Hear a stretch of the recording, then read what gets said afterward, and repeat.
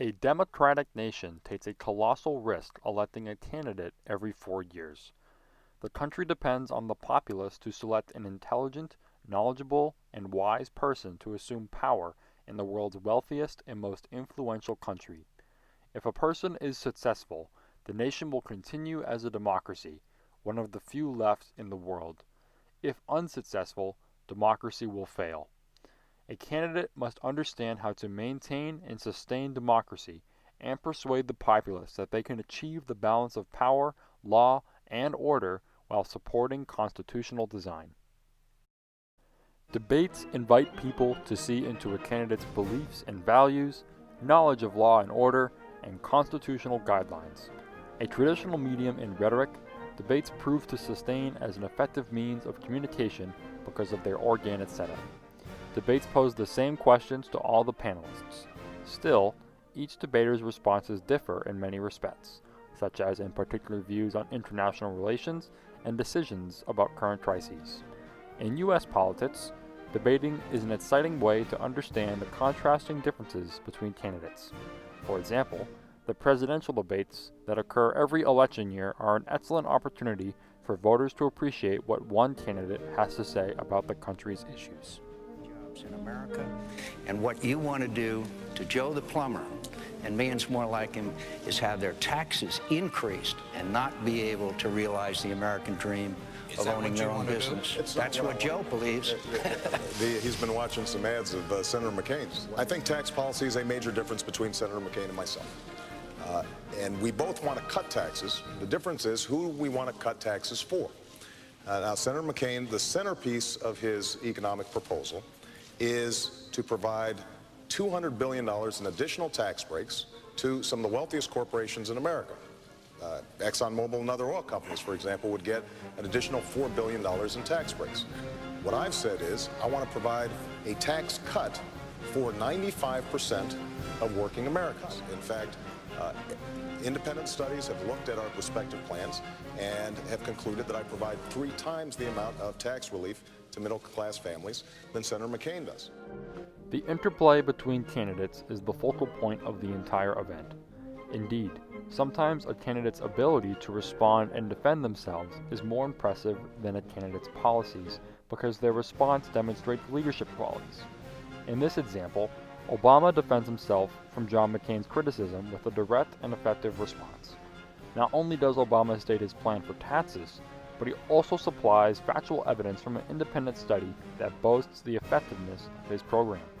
In just this quick clip, it is clear that every word on the debate stage bears great importance towards informing the voter of who is best prepared and best inclined for the job. Campaign events allow the candidate an opportunity to speak directly with their base of supporters. Unlike a debate, there are no questions posed to the candidate.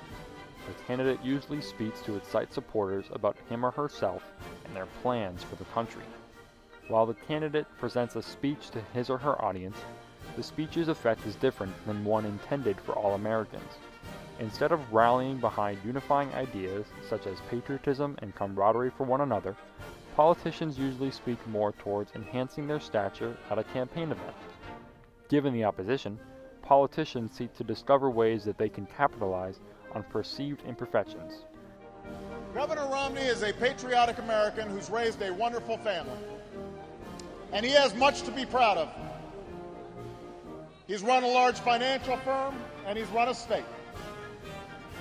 But I think he has drawn the wrong lessons from those experiences.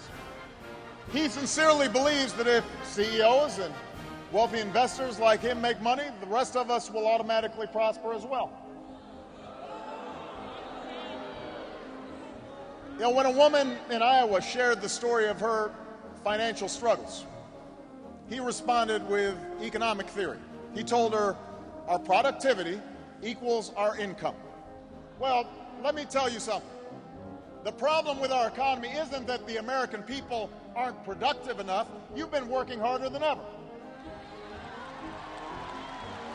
The challenge we faced for over a decade is that harder work hasn't led to higher incomes. It's that bigger profits haven't led to better jobs. Obama finds success through maneuvering from criticism to hope.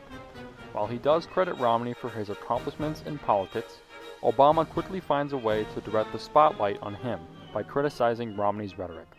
Obama persuades his audience to believe that Mitt Romney undermines the American people's working capacity, using factual evidence to prove his point. In effect, by using the context of Romney's encounter with a woman, Obama enables himself to lay the basis for his plan for the U.S. economy. Speeches are the champion of all rhetoric.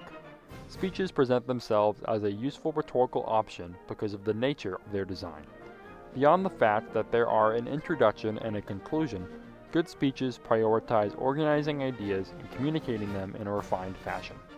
Whereas campaign speeches function to gain support and excite a base of followers, political speeches garner millions of Americans' attention because political speeches serve to unite people behind ideas and beliefs.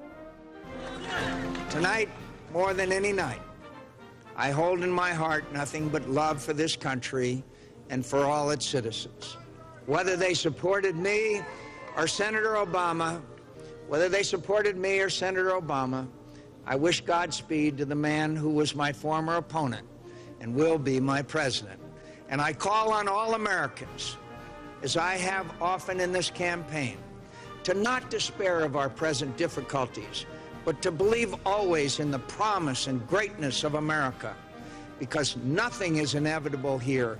Americans never quit. We never surrender. We never hide from history. We make history. Thank you, and God bless you, and God bless America. Thank you all very much. The speech no presidential candidate wants to give is a concession speech. After spending several months campaigning and collecting funds and votes from supporters, the last task they wish to do on the campaign trail is to accept defeat at the opposition's hands. Despite the loss, Senator McCain demonstrates the importance of concession speeches as they encourage Americans to rally behind the president-elect.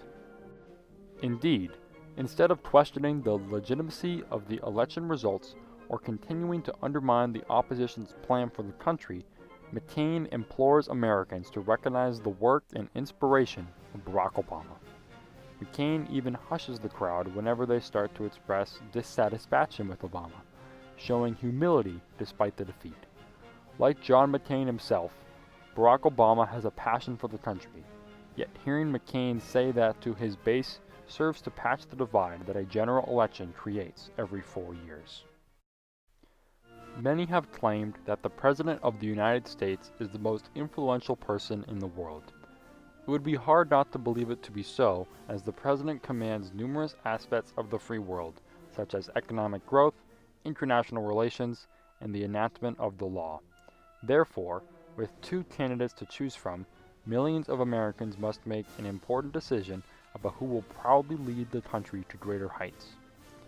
Through debates, campaign events, and speeches, America's people can acquire a sense of the country's best leader. Persuasive rhetoric, therefore, serves as the backbone of a great political structure.